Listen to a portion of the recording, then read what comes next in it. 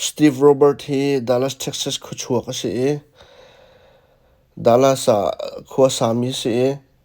US Post Office a zakating harina tuani arian chu anu ngai ngai arian ainom ning hi a hoilokom sin le a chung la sin zonga chimlang mang ton anu pi he hin Fanu pakhat an nei forward Texas a khuan sa asenaten sauni umhlana ani chen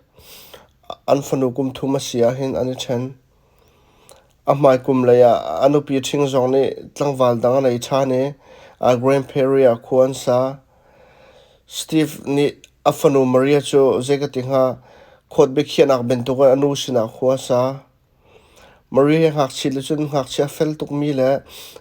chip ngai mi cha jong thiam bak mi sin ase amui sam zonga ai do hoi kom jong tampi nei apa a Frank he zong azekating ha ni tlai chan ngai apa ben tokin KaPa tin out ton apa tatak asimi Steve he chun thlakat avai khat vai ni hlaiani hubal lo asinatin kumhlei ruk Maria chu kumhlei ruk avan silaya apa eile nuak dang nupasina rak tu liaw mu tika akhru harangai arwang cha apa tatak bentuk rak zo mi sitika anu sina chimai ti mi adok naka anu sina chun azar ni nuwa apa ni nuak dang hi na kong chu chim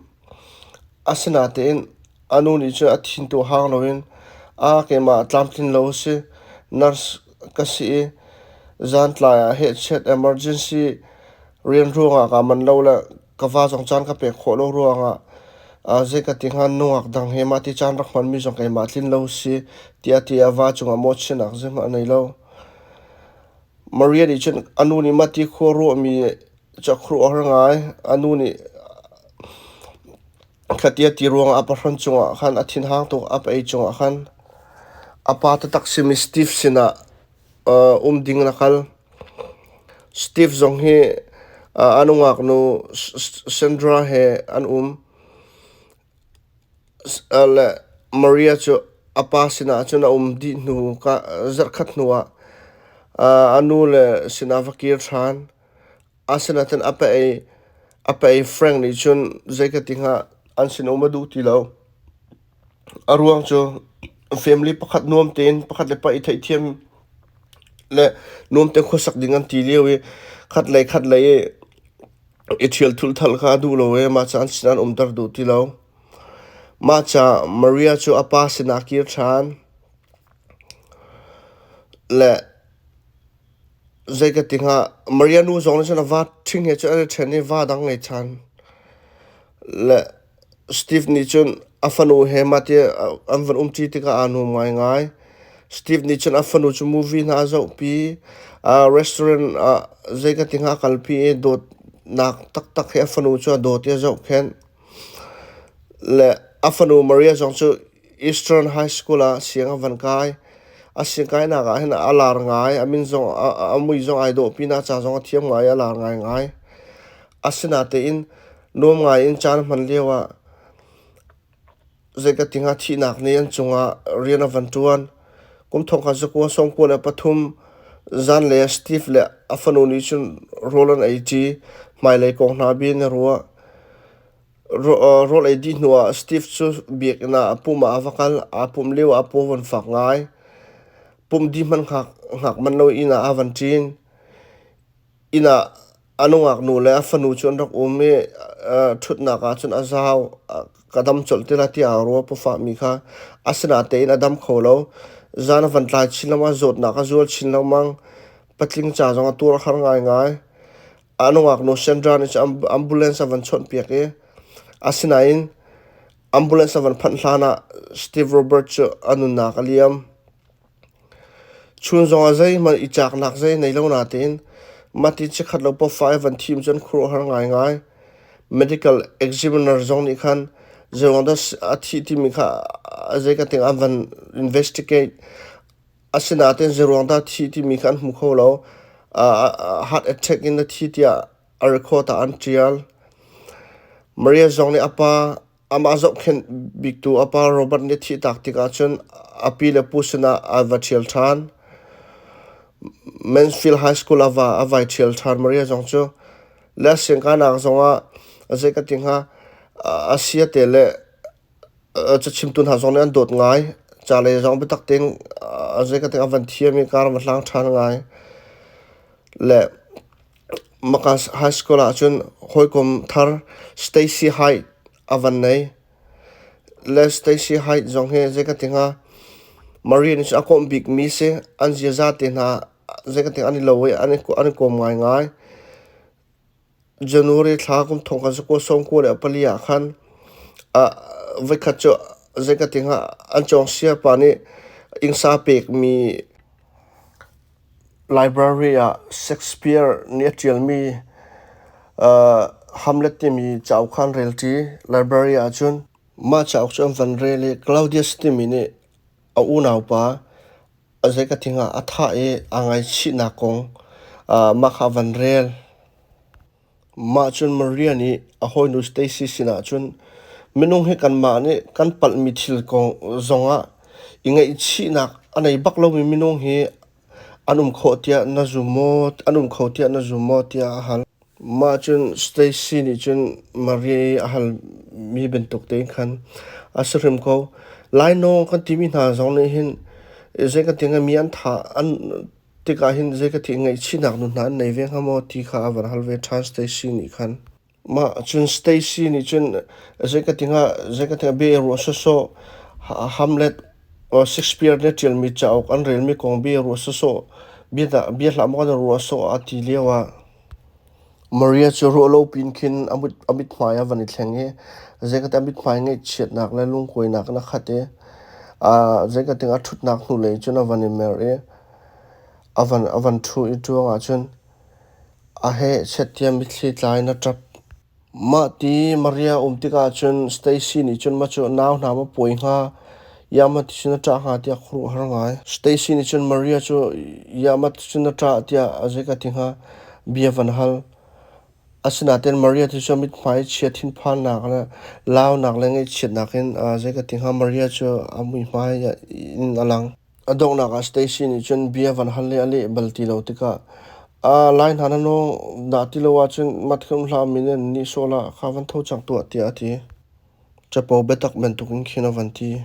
ma chun Maria ni chun a hoinu chu avan in mere amit baka khana van zau KaPa ka thah ti amale ma kha araki puang ai phuang achim di nu chun he chatia atrapi amitli ai no choma ma chun Stacy ni chun khawan tho ti ati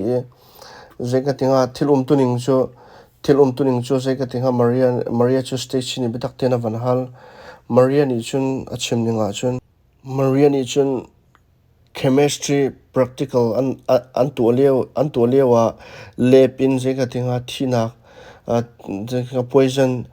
tur kan tilai chu makha zai ka tinga afire kum thong ka zakwa som ko le pathum February ni hlei sari zan leya apani atlai chanda tak mi la or tak mi role Mexican restaurant role ava choke ma chan apa eding mi chun ma zai ka ten lepi alak mi poison chu apa ai mi role khana che zai ka tinga ma chun apani ai maro chun apa kha thi nak se Maria ni chun hausin man achim loading na hoinu Stacy sina chun achim hoinu Stacy zong ni chun zai ka tinga bia kam arwang chu zai ka tinga apa thana kong midang sina chima sana hoinu Maria chu thonga tlading si cha a thi than lo ka chim na lo tiam be kam na nei ve hoinu Maria ni chun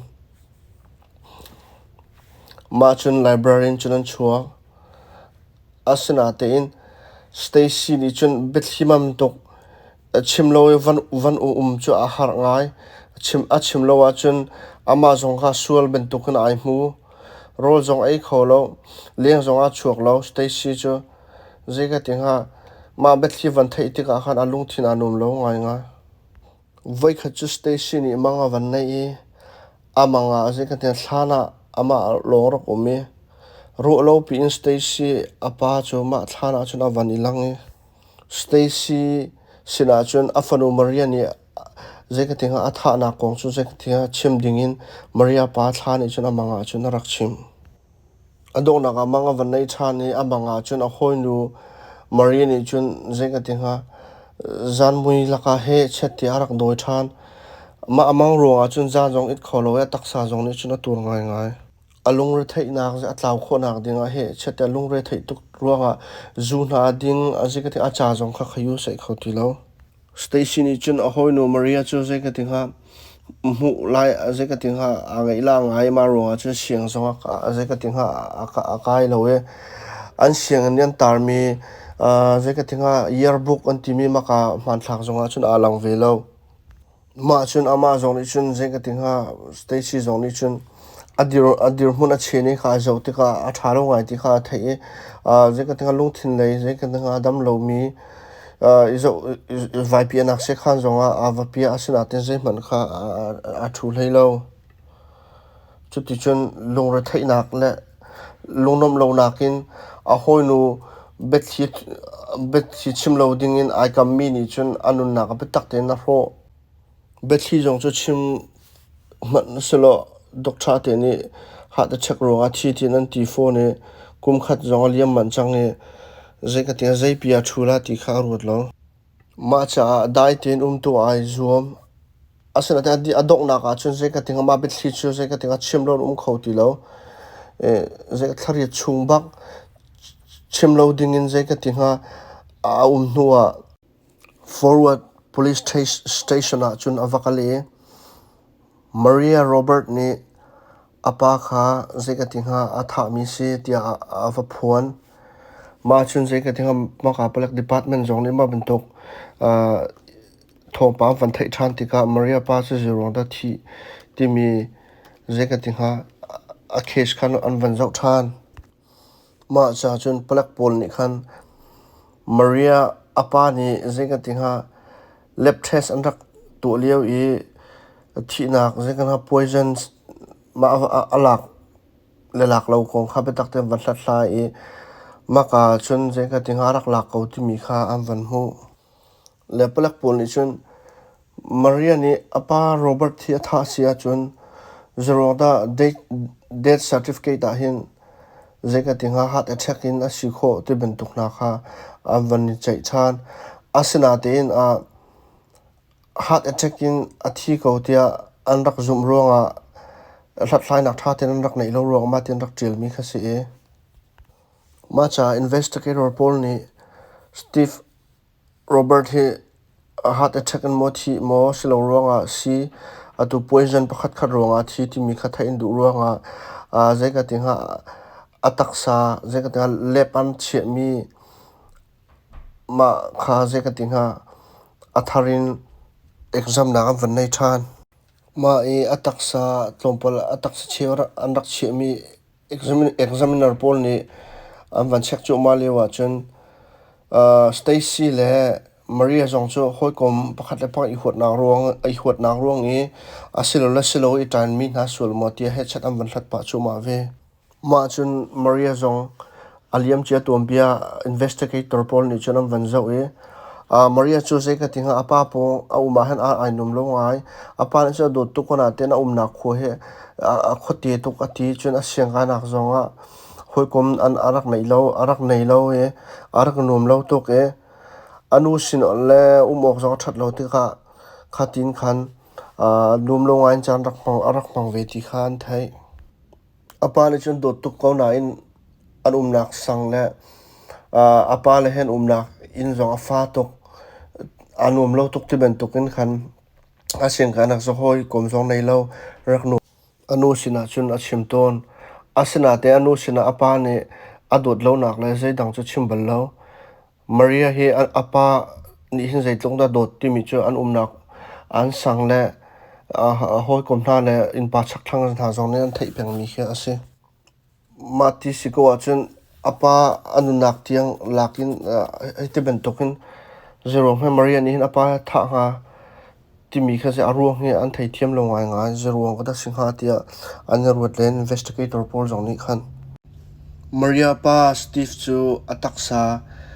examiner Paul ni het van check ni ma di nuwa thlan ni an van nga tha ni chu nuwa chun a result chu van chuak e Maria apa zai ka ting ataka chun minung zai ka ting cha ti nung tak mi poison thi nak si kha tampian ma chun Maria Robert chu asengkai naka investigator Paul ni bihal dingin anva awi anvalak asengkai naka chun anvalak e napa thi na ko nga zai ka ting nangma lungkhrin na ka din ei ma cha kan au mi city an chim ma chun zai ka ting Maria chu zai man chim lowe dai ten mor chunga chun alut tia homicide investigator butcher ni achim ma chun Black Station an van pha ni zai ka ting behal na khana an roi behal an van tim liawa chun an hal lan ama te in ke mane KaPa chu ka tha mi si tia ai ko hoi nu station ni chimi kha man mi si tia achim na chemistry lab an kal lewa ma poison thi nak siwai kha kalake ma chun KaPa emi rola KaPa ipi khe chun ai thi mi si tia tha ten ai puang ma cha investigator Paul jong khan lungai lomai he chet behal len halloween ama ten tha ten ai phun ti ka khan an ma zon lungai lomai ngai investigator Paul ni chun zerong da napa na tha na rom big city an hale Maria ni chun news reporter Paul sin le investigator Paul sina chun KaPa ka tha nak big ruang chu ka nu sin ka du ruang a city a achim investigator Paul ni Maria cholchak ni betak ten van thlai